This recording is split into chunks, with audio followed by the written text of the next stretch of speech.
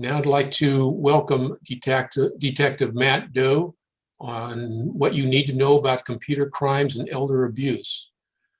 Matt has been with the Sacramento County Sheriff's Office for 18 years and has served on the Sacramento Valley ID Theft and High-Tech Crimes Task Force for the past 5 of those years, where he specializes in computer and cell phone forensics. Matt will identify common types of elder fraud, ID theft, and computer crimes, as well as identifying methods that are designed to prevent elders from becoming victims. He will also address new and current trends that are now becoming issues or will be in the near future. Matt will also identify local and federal resources and procedures that can help if you have already become a victim. Matt, the screen is yours. Good afternoon, everyone. Thank you for having me. I am extremely happy to be here. This is the first time that we've been able to have any kind of a forum in quite some time. As with the coronavirus kind of going on, it's limited our ability to have any kind of an outreach. As you said, I've been with the Sheriff's Department for approximately 18 and 19 years, and I've been with the High-Tech Task Force for the last 5 years. Within the task force, we have 3 different divisions that operate. One of those is ID theft, high-tech crimes. The other one is our internet crimes against children. And then also we have our computer and cell phone forensics division. When I first started with the task force, I was predominantly assigned to the ID theft and high-tech crimes. And then just recently, in the last year to year and a half, is when I started to focus solely on more computer and cell phone forensics. But I'm happy to be here, and this is the first time that we've managed to get something out like this on Zoom like this. So hopefully we'll try to see how well it goes. Normally when we do this, we like to try to be as interactive with the crowd as we can, just because we want to answer as many questions that you guys have as possible. So because of that, the way that we've kind of set this up is as we go throughout the presentation, if you do have questions, just go down to the Q&A and put in your question, and hopefully I'll be able to get through these slides relatively quickly, and we can try to answer as many questions as everyone has, so that everybody kind of knows what's going on. But to start off with, we're going to throw out a little survey just to kind of get a general feel of kind of what the group's perspective is as far as with ID theft and how it's kind of affected you and fraud, and whether or not you've ever been a victim of it.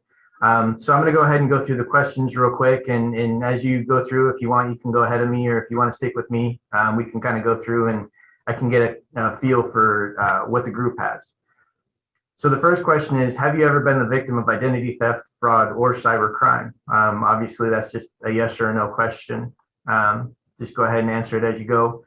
And the second question is, if you did answer yes, did you report that to the authorities? And then it's either, yes, you made the police report, no police report, but you did notify the appropriate bank or credit company, no report at all. You just canceled everything that you had and you went about your business. Or the last one, you've never been the victim of identity theft. And then you might have to scroll down a little bit depending on how well your screen shows it, but what concerns you the most about ID theft and cybercrime? And then obviously choose all that apply. You're tired of having to cancel your credit cards and get new ones every time there's fraud on them. You're afraid or you're worried that you could become the victim of financial fraud and lose a substantial amount of money, or your credit could be ruined. You're worried that your information won't be protected properly when you're using it, or that you're worried your information is going to be used to track or monitor, or used to influence you without your discretion or without your knowledge. So we'll give everyone, it looks like we've got a pretty good chunk of people. We'll give you guys a few more minutes if you want, or a few more seconds if you want to try to get that filled out. And like I say, normally we try to get a good feel for the crowd. Just to kind of see what it is, and then we'll kind of move on and get into the presentation. So it looks like the majority of everyone here has been the victim of some kind of ID theft or fraud or cybercrime, roughly, what, 56%. And then it looks like as far as those of you that were the victim, it looks like you reported it to the appropriate company, but you didn't report it to law enforcement, which unfortunately is what we see a lot of and what we try to change.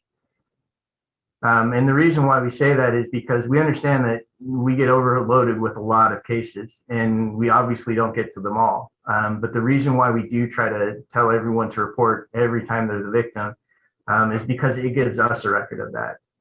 So it might not be solved within the next 3 months, but what happens is that record is put into our systems.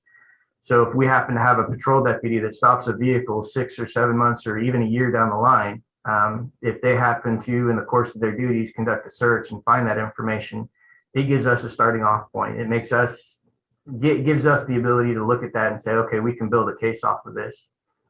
And then it looks like a lot of you are really concerned with making sure that your information is protected properly. So that's good that you're here, because hopefully we're going to cover all that. And hopefully by the time I'm done talking, you guys will have a pretty good idea of some good ways to go ahead and protect yourself. So with that, I'm going to go ahead and start my slides. And like I said, we'll try to get through this as quickly as we can, just so that we can get onto your questions, because I know everybody likes to get their questions in, and we try to make sure that everybody sees as much as we can. So the first thing that we start off with is we usually go off with stats, just to give kind of a general idea of how much is out there and how much crime is out there. And this just kind of breaks it down into the age range, as far as what we're looking at victim-wise. And then the types of fraud that we're looking for. And obviously credit card fraud is the predominant one. And then we also like to say that, you know, regardless of what else is going on, California is usually at the top 3, if not the top 1. So as far as ID theft and as far as cybercrime. So that's per 100,000 victims. If you start factoring in our population as compared to Georgia and Florida, we're actually number 1 as far as the volume of ID theft and cyber crimes that happen. So yay, California. Obviously, anybody that tells you that it doesn't pay, they're lying to you. So even with just the EDD fraud that we have seen within the last year, that is currently in California over $11 billion. So anybody that says crime doesn't pay clearly hasn't been paying attention. It does pay, and eventually, hopefully, we catch everybody and see how that goes. So one of the biggest misconceptions about ID theft is what people perceive to be their personal identification information. And the way that we've always done it is we try to make sure that people understand that your personal identification information isn't just your name or your date of birth or your social security number. It's basically any information about you that is specific to you. That includes your name and address, your driver's license, your social security, your date of birth, any kind of employment identification numbers, any kind of savings, checking, credit card numbers, any information that's specific to you that doesn't apply to anybody else. If somebody else uses that without your permission, that is considered identity theft. That is something that we can go after people for. In California, that penal code is 530.5, and we use it as often as we can because it is a felony. It's a kind of a misnomer because everybody says identity theft. And when they passed Prop 47, everybody said identity theft, and therefore it should fall under Prop 47 and it should be a misdemeanor. We argued against that because there is nothing in the statute that says anything about a loss of value. And just recently, California State Supreme Court agreed with us, and it is considered a felony. So we were very, very happy about that.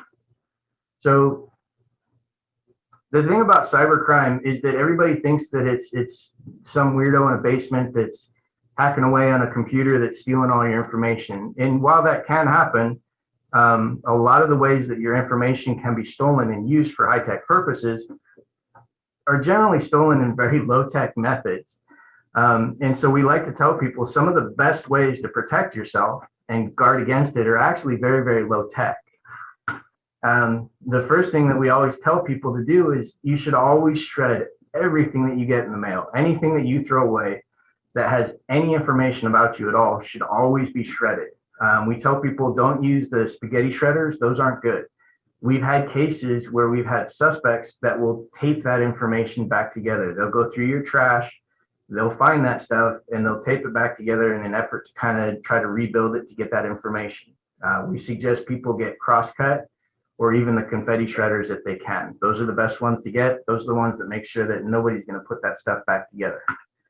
And like I said, we literally have built cases where we know suspects have gone into the trash and gone after information in order to get the information about you. The second thing that we always tell people is to protect your mail. Even if it's making your mailbox up by your house.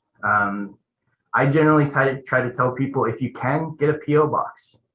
It's not the end all be all, but it protects a lot of your information. If you get any kind of business email, if you get any important documents, you can have them sent to your P.O. box. You obviously still have your mailing address at your home, but anything that you know that is specifically going to be important, that's going to contain documents about you that you don't want to be at risk, you can have them sent to your P.O. box. Unfortunately, the blue boxes and the group mailboxes that are often in neighborhoods, they're not always super secure. The group mailboxes, they're actually, on a lot of them, it's pretty easy to pop them open from the backside and then pull all the mail out. It literally takes just a few seconds to pop them open. We've also had cases in the recent past where, instead of even being subtle about it, we've had suspects go out and steal trucks, and then they just ran into them. So they'll run into those things, they'll knock them off the base, they'll throw them in the back of the truck, and then they'll drive away, dump the truck off, and filter out the mail later. The reason why we say sometimes the blue mailboxes aren't totally secure is we've caught individuals that will use things like an antenna from a car that's covered in a very sticky substance. And they'll just open it, they'll stick the antenna into the mailbox, and they'll start fishing mail out. We have that happen on a regular basis. And unfortunately, your mail has a lot of information about you. It's very easy to reverse engineer information about someone if all I'm getting is their mail. So it's one of those ways where we say, you know what, you can really secure yourself by making sure that you're securing your mail. The other thing that has to do with mail theft is we tell people that try not to send checks in the mail if you don't have to, just because the amount of information that is on a check is just incredible. There's routing numbers, there's account numbers, there's your name and information. And unfortunately, checks are very, very easy to make. I can literally make checks with the software and the printers that I have here in the office. It will take me less than a few minutes to start making checks that I can go out to any business in the area and they're going to believe me and they're going to believe it's valid. And just, it's just become one of those things. And checks are kind of one of those cyclical things that we've seen, where we run into times where nobody's using fake checks, and then 6 months later, it seems to be the deal of the day, and everybody's running fake checks. So usually we tell people to be very, very careful with their checks. Make sure that you're not sending them out in the mail. If you are sending them out in the mail, make sure that you know where they're going and that they actually get there and they're not floating around somewhere else. But like we said, there's a lot of information that is disclosed on checks. You've got routing numbers, you've got account numbers, and even your name and address. And unfortunately, the way that the check system works is that when you go to a business to have them validate a check, all they're essentially checking is the routing number. As long as that routing number is valid and it goes to a valid bank, that's all the business is generally checking for. They're not checking the account number. They're not checking any of the other information. So we've had quite a few instances in the past where someone will go in with a fake check where they're writing your name and address on the check. And for whatever reason, they also have, say they have your driver's license. So they're also putting your driver's license on the check. They're going to a business because they have an accurate routing number. The business is accepting that check. They're buying, $500, $600 worth of items, and then they leave. The business doesn't find out that the check is bounced until anywhere from 30 to 45 days later when they get notified by the bank, hey, this is a bad check. Because the information on that check is yours, when the business sends that check off to a collection agency, you'll end up getting letters from a collection agency saying, hey, you owe X business this amount of money. And if anybody's ever dealt with collection agents before, they can be very, very aggressive. We've had several cases that we've had to go back and do research on, and it's A lot of the times, generally, once they file the report with us, the collection agency will back off, but it's still something that they end up having to deal with, where the collection agencies will literally threaten to put that information on a credit report to ruin someone's credit. So checks are one of those things that we tell people, you got to be really, really careful with where you're putting that information and where you're putting it out to. The other thing that we tell people is that we tell them you really need to protect your debit and your credit card numbers. Credit card numbers are one of those ones where, yeah, it's good to protect them because it's a pain in the butt when your credit card gets stolen. ATM cards, we tell them to be even more careful with, because debit cards are a direct line to your bank account. That's your liquid assets. And what happens is 99.9% of the time, the banks will fix any fraud. That's generally not an issue. The banks have all been really, really good about it. But it's that time between when you detect the fraud and when the banks go out and actually fix that fraud. You're still out that money.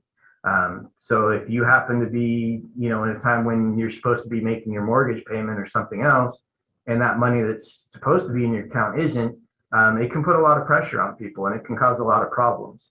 So we generally tell people be very, very careful with your debit card.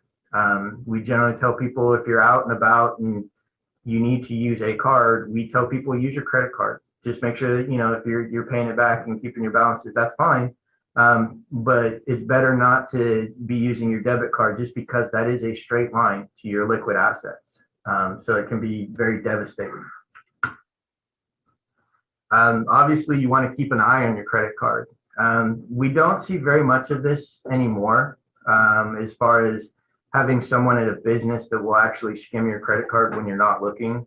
That doesn't happen all that much anymore. A lot of what we look at now are going to be remote skimmers. But you still want to be very cognizant of where your card is going and how long it's taking for your card to be gone and coming back. Obviously, skimming is huge right now. Everywhere skimming is huge. These are just handheld devices. And they're easy to get. You can go onto Amazon and these are, $20-$30 to buy these on Amazon for a reader writer, which is the picture in the top right hand. That's what can be used to actually write back onto mag stripes on debit and credit cards. Those are literally $40 to $45. You plug it into a computer, it comes with the software that you need, and you can take somebody's credit card, skim the information off of it, and reprogram it onto another card in a matter of seconds. And this is something that we have been dealing with for years and probably will be dealing with it for years to come. Obviously, chip card was supposed to solve a lot of those problems, and chip cards are very good at solving a lot of the problems. It doesn't solve everything. People seem to think that those chips are encrypted, and they're not. The transaction that the chips use is encrypted. And the information that's used to generate that transaction is an algorithm that most people don't know how to build and is very secure, but the information on that chip itself is not encrypted.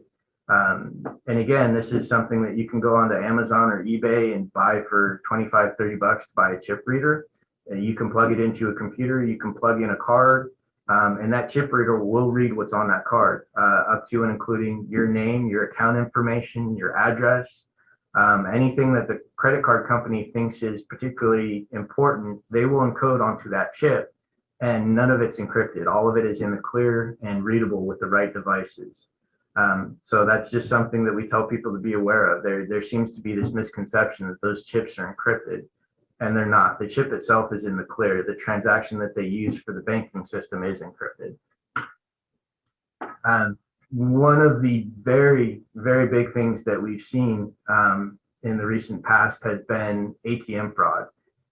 And there's a lot of different ways that they're using ATM fraud. Some of them are more high-tech than others, but they're generally relying on getting certain information from that ATM card.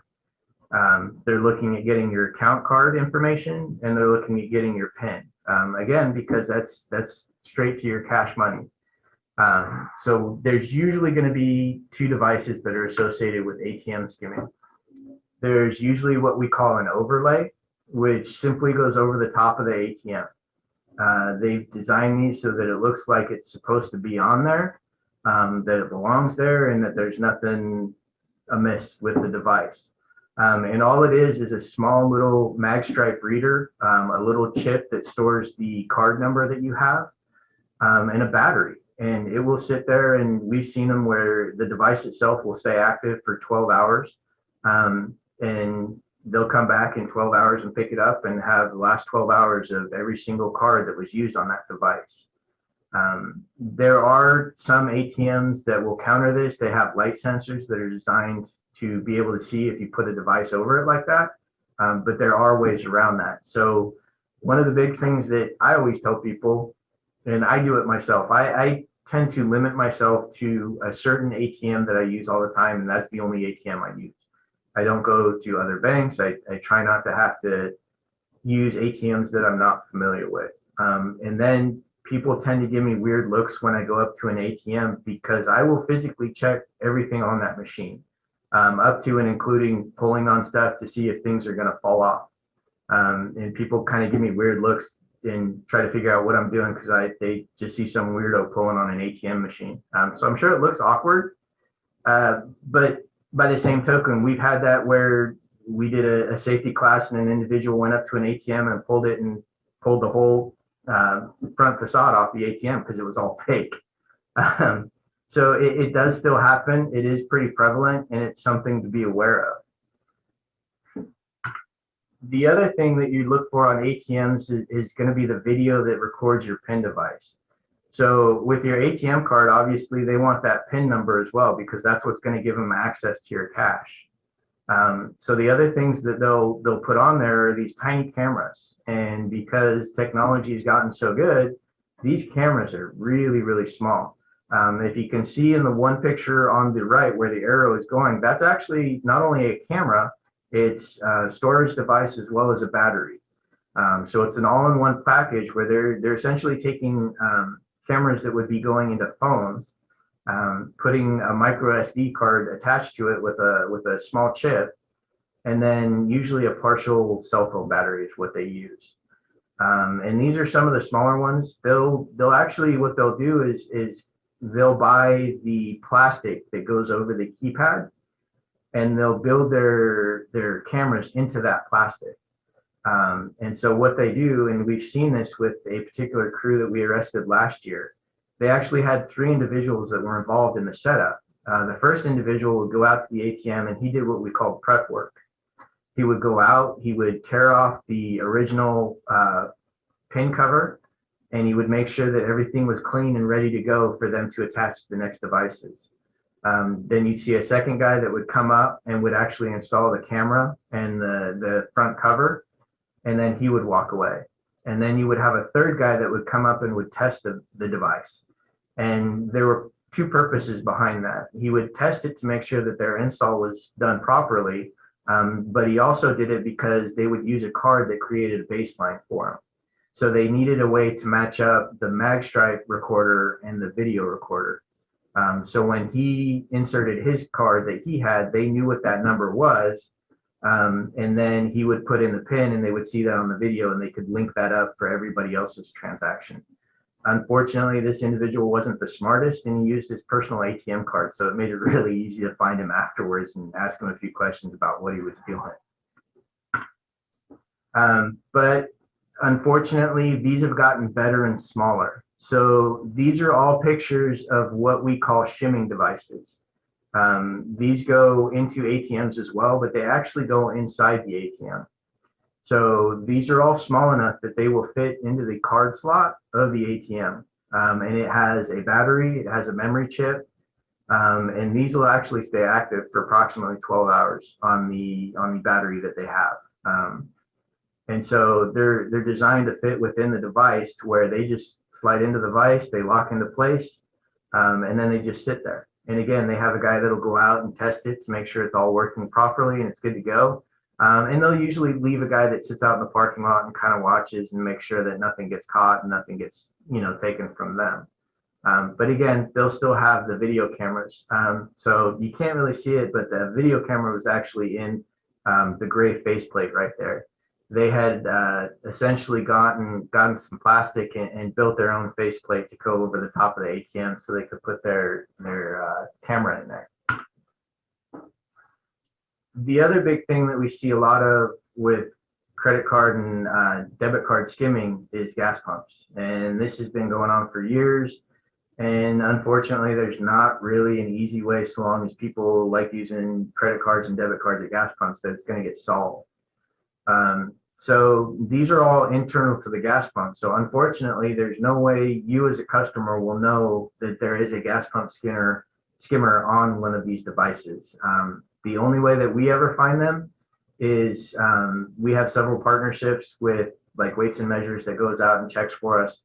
And we've also gone out to the businesses themselves and try to educate the gas pump owners and the station owners that their employees need to go out and check for this.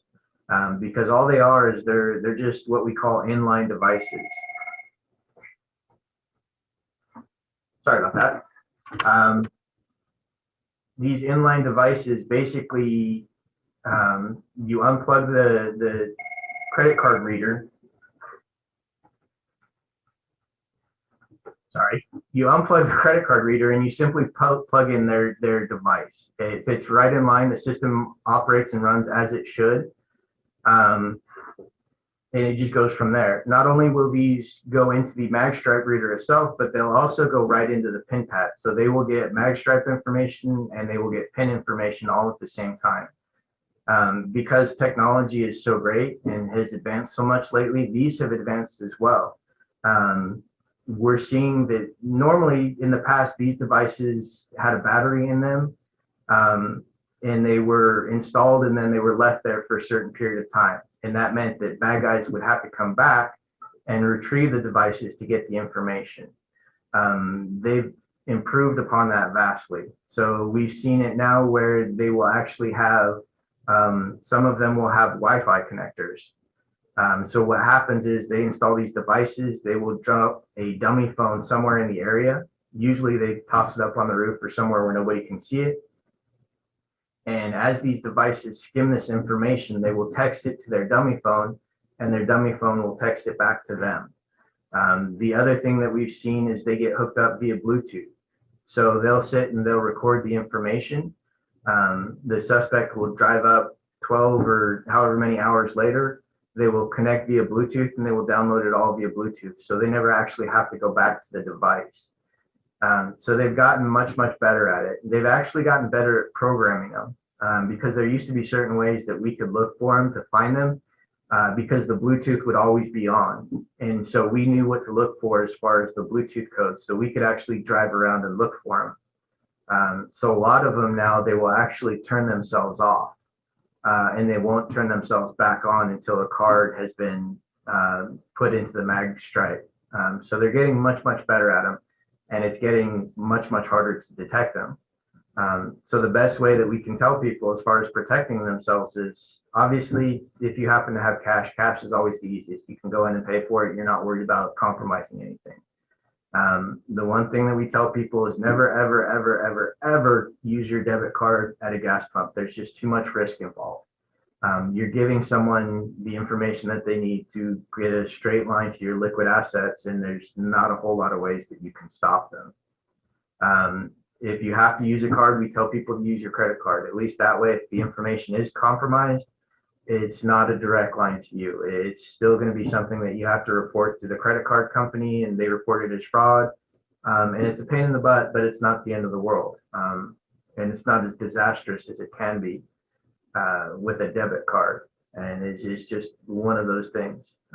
There are, if you're technologically adept enough, you can get what's called a Bluetooth sniffer, and it's just an app that you can put on your phone, and you can put one of those on there, and you can actually walk around and see if any of these devices are up and active. It's pretty easy to spot them. They usually pop up fairly quickly.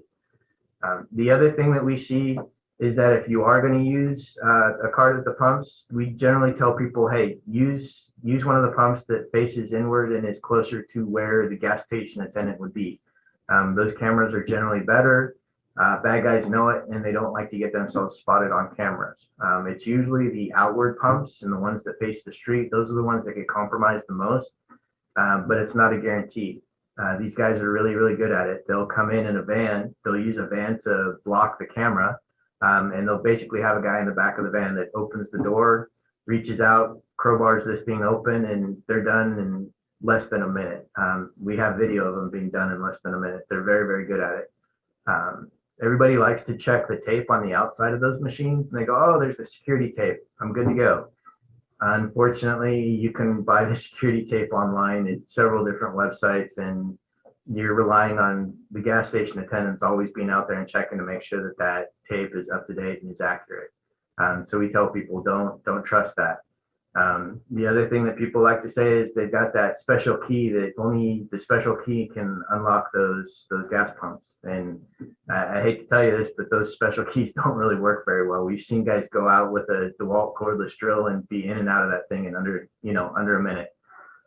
So again, it's best just to try to protect yourself from that as best you can, not using a debit card, paying cash if you can, and then just being aware of it. The other thing, and this, like I said, it's very low key, but we always tell people, protect your PIN.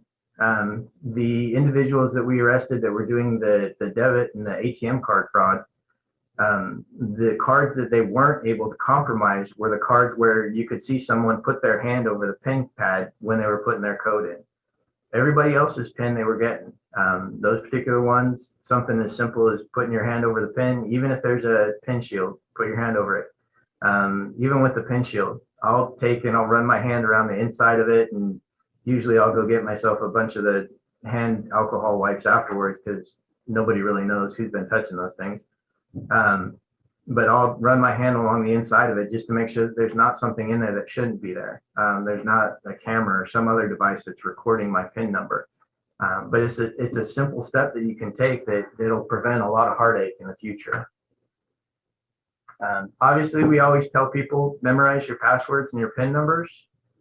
It seems like a simple thing, but even when we go out and we do our search warrants, the first thing we do when we're looking at a suspect computer is I'm opening desk drawers and flipping over keyboards to look to see where he wrote down his password. And everybody laughs, but it happens more often than you think. That they're writing that down. The other thing that we like to tell people is don't use a password, use what we call a passphrase. And that just has to do with how password breaking systems work. You want to use upper and lowercase. You want to throw digits and special characters in there. And then a passphrase is you want to make it something easy for you to remember. The simple one that we have up there is always 30 degrees during the summer in Sacramento.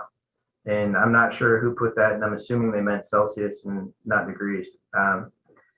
But you're essentially switching the capital letters and the first letters of each word into your password. There's also a lot of password apps that you can get for your phone that make it very easy to have your password stored in your phone in a secure device. We tell people don't use the same password for everything. The reason why we say that is there's a very good possibility that you could have your email account is compromised or somehow the password gets out to your Netflix account. If your Netflix account password is the same as your banking password is the same as all your other passwords, it makes it very easy for a suspect to apply that. And they're good about that. They're going to check your email and go, okay, let's see what other accounts he has and let's see what else I can try to get into. So we always try to tell people don't use the same password for everything. Have a bunch of different passwords. And that's why we say it's best to have some of the apps that you can get on your cell phone that will store all those passwords for you, and it's stored in a secure environment. That's some of the password apps that you can get. And it's just as simple as going onto your app store, or the Google Play Store, and just looking up password app. And it's just, all those are secured on your phone. So you don't have to worry about losing them. You don't have to worry about somebody else getting them and taking them from you. The big one that we always see is don't give your information out over the phone. A lot of the times what we see is people get contacted over the phone and they say, well, I'm so-and-so, or, they'll sit there and say, I'm Matt Doe with the Sacramento County Sheriff's Department, and I need to talk to you about this information. I need you to verify your name, date of birth, and social security number before we can talk about this. We tell people, don't give out any of your information over the phone. If somebody in law enforcement or if somebody in a business is calling you about something that you need to take care of, the best thing to do is say, okay, let me get your name and number, and what business you're from. And if you have any kind of a business ID or badge number, let me get that and I'll call you back. And then go do some research and say, okay, if so-and-so really is with the Sacramento County Sheriff's Department, let me look it up in the phone book or look it up on Google and call their main number and ask them, hey, is there somebody by this name that works there? And is there something wrong? Do I have a warrant for my arrest? We always tell people, we want you to verify that information. Anytime I contact anyone over the phone, I give them all my information. I say, hey, this is who I am. This is where I'm calling from. Here's my desk phone. Here's the phone for the Sheriff's Department. You can call them. They will verify who I am. I don't expect you to give me any information. And anybody that's going to sit there and call you on the phone and demand that information is trying to get stuff that they don't have access to. Legitimate businesses are never going to ask for that information. They're never going to ask for your passwords. They shouldn't be asking for any of your PIN numbers, anything associated that's going to be able to unsecure your accounts. Don't give out your personal information over the internet. Obviously, this is one of those harder ones. People like clicking stuff in their emails. If they got it from their email, it must be legit. And unfortunately, emails are not very hard to spoof. There's very simple methods that you can use that will hide not only malicious scripts, but will actually hide accurate information. So I can create an email that will look like it came from the banking industry, and I can send that to you, and you'll look at it and you'll swear it came from whatever bank you happen to be with. But as soon as you click that link, you're going to click that link and it's still going to look like that's your bank, and it's going to say, hey, put in all your information so that you can log in and fix this problem that we're having with your direct deposit. You do that and suddenly your bank account's empty because you just gave me everything I need to take everything. We tell people don't click on hyperlinks. Hyperlinks is what this arrow is pointing to on the slide. And we tell people don't click on those. If you're getting information that says, hey, your bank says there's this problem with your account, go close out your web browser, go to your web and then open it back up and go to the direct website for your bank, or call that number and say, hey, is there something wrong with my account? And unfortunately, this has expanded not just beyond email, but it's now in text messages. We've had several instances in the last year and a half or so where there have been just a broad group of text messages that are just blasted out to everyone. And it literally says, hey, there's a problem with your direct deposit. You need to call whatever bank you belong to, insert bank here, and so we can fix your direct deposit. So you call the number and it's got an answering service and it's very polite. And it says, insert your bank account number, give us your date of birth and your social security number. And then it sits there and goes for a minute and says, okay, we fixed it.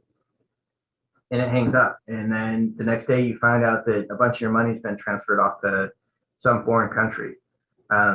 And it's easy to kind of sit back and get a giggle about it because it looks so fake. And a lot of times people think, well, that's obvious.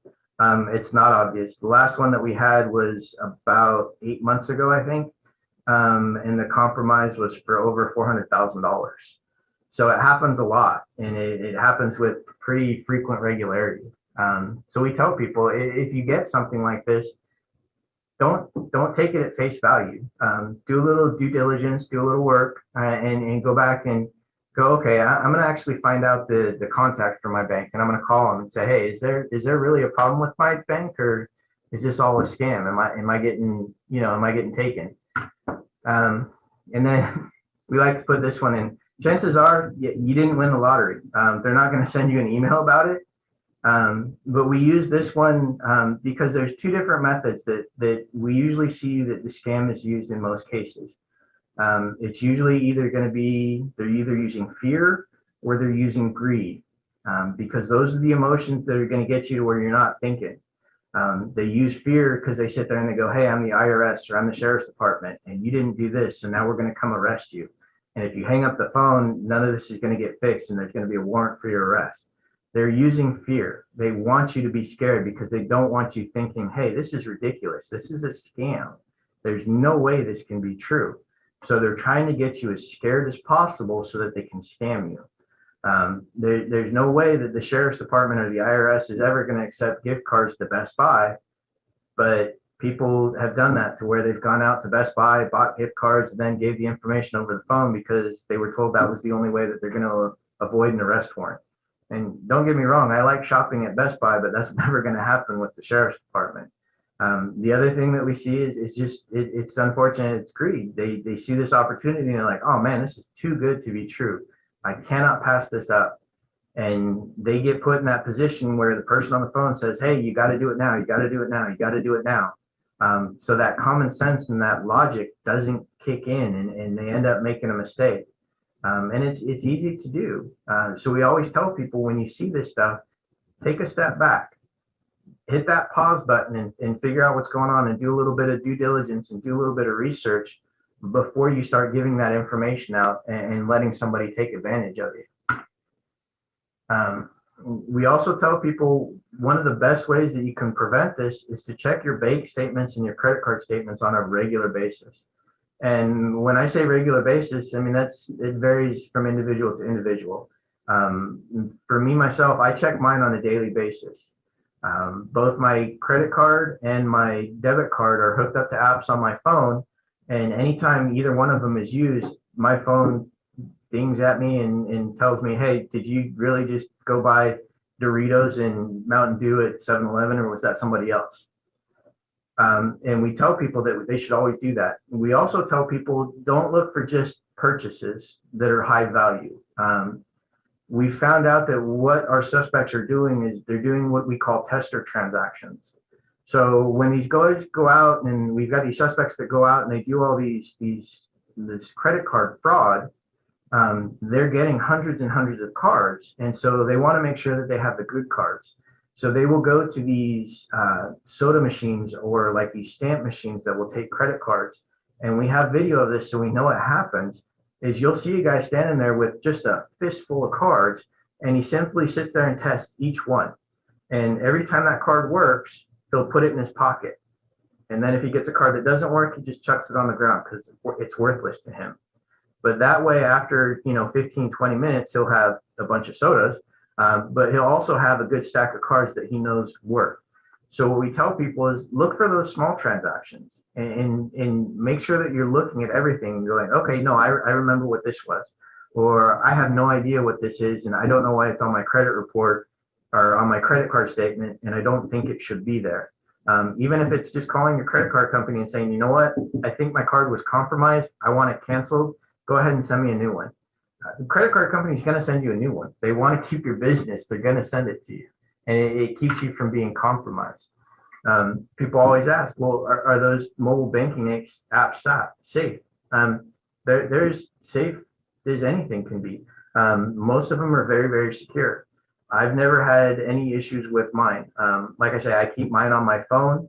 I have one of those things where I tend to roll my passwords around every couple of months, so it changes on a regular basis.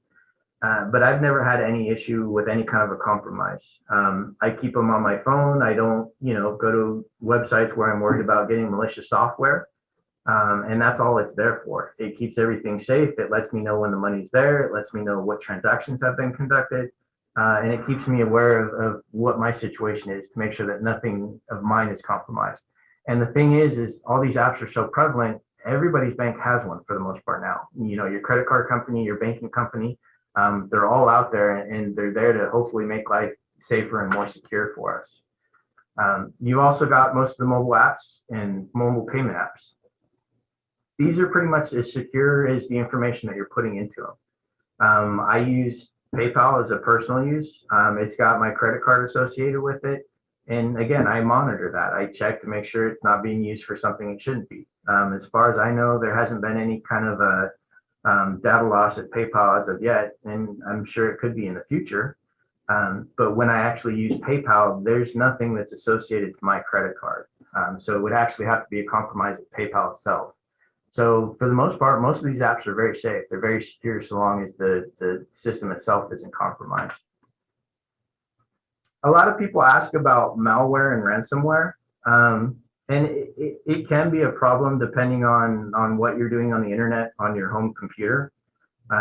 Most of the time, most of the websites that you're going to on the computer aren't going to have any kind of malware or ransomware on them. Just because you're probably using Google, and Google's, it's in their self-interest to use websites that aren't going to have that, because then it comes back on them and it looks bad on them. Where you're going to run into this is going to be when you're doing email, and if you're clicking on links that you shouldn't be clicking on. And I tell people, if you're not expecting an email, don't open it. If you're not, if you basically say, I shouldn't be getting an email from that person, and it's got, hey, look at this cat picture. It's like, yeah, no, I don't think so. It's just not worth it. Ransomware is one of those things where it's kind of a, hey, if your computer's got ransomware on it, I'm sorry, but that's all encrypted, and there's unfortunately not that much that we can do. It's kind of a, I hope you've got a cold storage backup. Like I said, there's a lot of different ways that we can get malware into our computers. The most common and prevalent one is what we call email phishing. The other thing that we kind of throw in there is with social media, and it's what we call social engineering. Unfortunately, everybody's attached to social media now, and everybody likes to put everything about their life out there, and that's great. Your family gets to know about it, but depending on what your privacy stats are on it, you're also telling everybody else what you're doing. So we tell people, be careful what you're putting out there. If you're putting out there, hey, look, I bought all this new stuff and it's sitting in my house, and now I'm going on vacation. You're asking to have somebody put you on blast and end up taking stuff when you don't want it to. So we tell people, be really, really careful with what you're putting out into the public eye. So I know I've kind of been talking fast, and hopefully we'll get some time for some questions in here.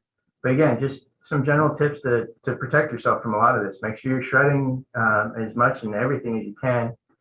Protect your mail. Make sure that you're not leaving stuff out there for days at a time. Don't give information out over the phone. Don't leave stuff in your cars where it gets broken into. Protect all your credit and debit cards to the best of your abilities. Obviously, there's so much stuff out there, it's easy to get it compromised. But the more that you monitor it, the more that you're aware of it, it gives you that little bit of added protection where you're hopefully not willy-nilly just kind of throwing stuff around. And again, we tell people, report everything. We might not be able to work on it right away. We might not work on it ever, but if we do come across that information later at a time, it gives us your victim information. It makes it that much easier for us to contact you and say, hey, we found your information. You said it was stolen. Are you willing to verify that? If you say, yeah, it was stolen, you're like, great, I got a suspect in custody. Let's get this done. So we tell people, and sometimes it's just an online report, and I know it can be frustrating and a pain in the butt, but we tell people, report it. It may not solve the problem right away, but maybe 6 months, 12 months, 18 months down the line, there's that possibility we could get that arrest, that's something out there. The other thing I don't know if everyone knows about it, but the website www.ftc.gov is a great website and a great resource if you are the victim of ID theft. They have a bunch of information and will literally walk you through the steps about how to recover.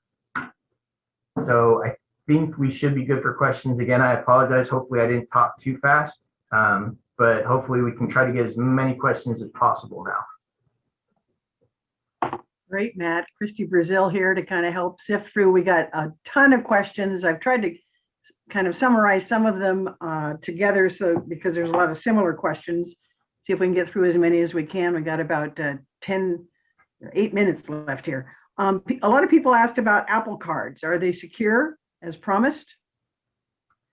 Are you talking about like the gift cards or like Apple Pay? Apple Pay, I believe, is what they're talking about. As far as I'm aware of, there have never been compromises with Apple Pay. And again, it's Apple Pay, PayPal, they all operate under the same premise as far as you're giving them your credit card information so that when you make transactions, they have a preset credit or a preset account number that's used with that doesn't have anything to do with your credit card. So the only compromise that you would have to worry about is if that business itself were compromised. And as far as I'm aware of, Apple Pay, PayPal, they've never been compromised. They're very good. But it's like anything else. You have to pay attention. And if they say, hey, our stuff's been compromised, that's when you got to start canceling cards. Okay. So is it better to use an ATM that's inside of a store or inside of a bank as opposed to outside? It works better sometimes, but unfortunately, we've seen where they put these things on the inside of banks. Especially the new shimmers that we're seeing, the smaller devices that are just they're literally smaller than a credit card. We have video of these guys installing them, and it literally takes them just the briefest, literally 10 to 12 seconds. And these guys are very, very good. Well, they'll hide it in their sleeves, and it looks like they're just putting a card into the machine. So unless you know what you're looking for, you never see it. So ATMs inside businesses, yeah, they are more secure, but we've seen them put in there. The big one that we see is a lot of these ATMs that are inside grocery stores. We've had major issues with those being compromised in the past. And it rotates. It's wherever these guys think it's convenient. And even if it's a crowded situation, like a grocery store, because everybody's busy doing their normal jobs, they're not always watching the ATM. These guys are good, aren't they? They're very good. Unfortunately, they practice. What about using a debit card as a credit card so you're not putting in your PIN? Are you more protected that way? You're more protected as far as you're not giving up your PIN. You're still not protected as far as it's still a direct line to your cash assets. And that's the major difference that we try to put in place as far as saying, if you can, and you're in a situation where you're worried about compromise, use your credit card, because there's not a direct line to your liquid assets. If there is some kind of compromise, it's not as likely to have a major impact on your personal finances. Where with a debit card, even if you're using it as a credit card, if it's a direct line to your liquid assets, you're still out that money until the bank fixes it, which could be anywhere from the next day to a week and a half to 2 weeks down the road. Okay. What about using a wallet that has radio frequency ID, RFID in it? Is that worthwhile? This was really big for a while, and I know there were a lot of news agencies that made a really big deal about RFID chips and credit cards. And honestly, we never really saw a whole lot of it. Yeah, it was out there, but in order to read the information off an RFID on a credit card, you literally had to be so close to the person. Like if it was me, where I keep my wallet in my back pocket, it would almost be like the person that wanted to read that information would have to be giving me a pat on the backside. And I'm probably going to notice that before I notice the fact that they're trying to read my credit card. So if it makes you feel more comfortable, then absolutely, you should do what's going to make you feel most comfortable. Me, for myself, it's never been an issue for me, just because in order to read that information, like I say, you got to be really close. And then you've generally got to have that reader hooked up to a computer or some kind of smart device. So it's not something that's super easy to hide. What kind of frequency do banks and credit unions check their ATM machines and their devices to make sure that they're secure? Depends on the bank. I've seen some that check it every day. Some of them not as much. And it just depends. A lot of what we get turned over to us is usually when the bank has to go out and do maintenance on an ATM. I will say that banks are generally better than gas stations. Banks are pretty good about making sure their ATMs work. And a lot of that is just because the banks are going into their ATMs more often. So banks have to go in, they have to check the level of the money in the ATM. So there's generally going to be somebody inside that ATM on a more regular basis than, say, a gas pump. But again, the guys that are putting these devices on it, they're not leaving that device on for more than 6 to 8 hours, I think is what we were seeing. So what about security cameras at the banks and outside ATMs? Do they provide any kind of deterrence or identification that's helpful?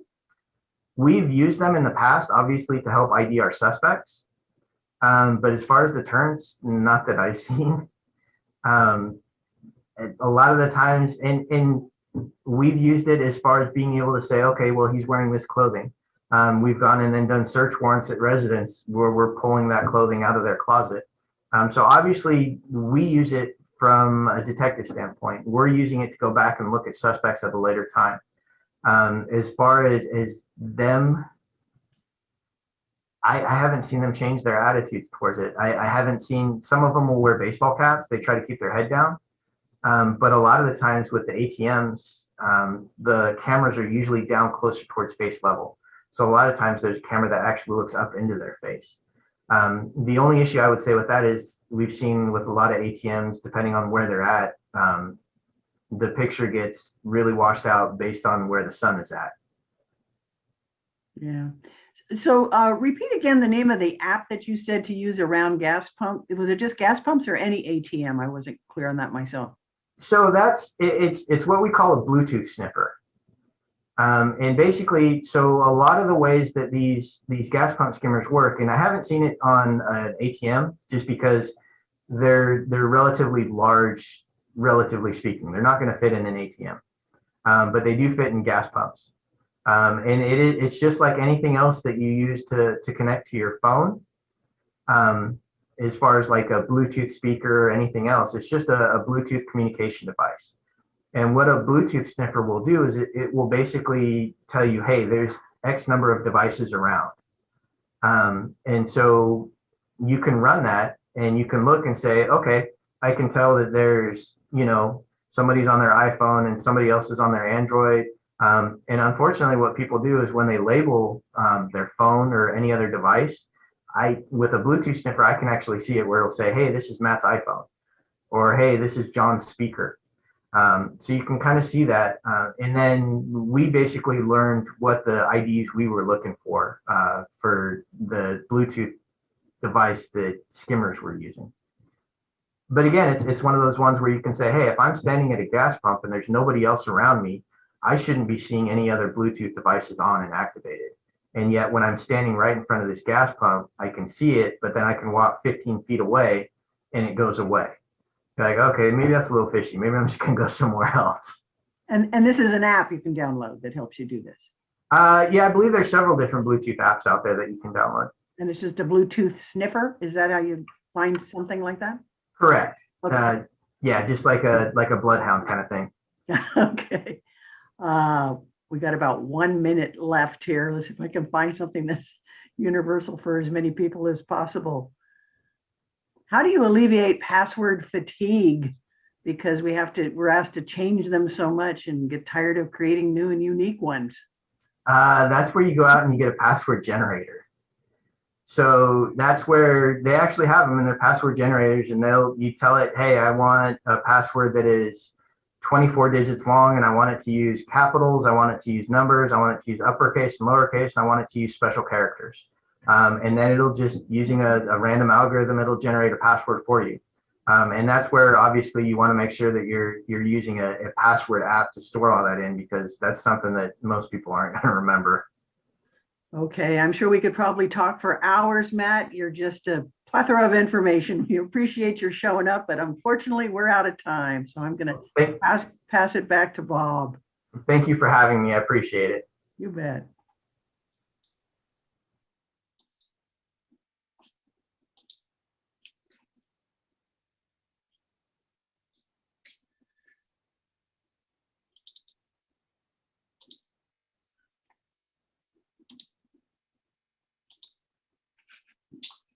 Okay, thank you, Matt. The Renaissance Society has made a donation of $25 to the Seth Nelson Student Emergency Grant Fund as a token of our appreciation.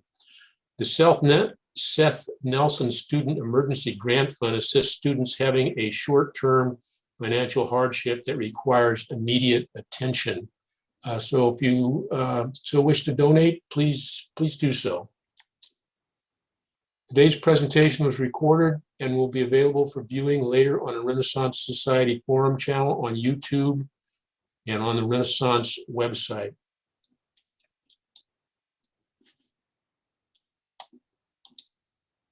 Next Friday's forum will be a presentation by Commander Tom Jones on space, the last frontier. We may need it.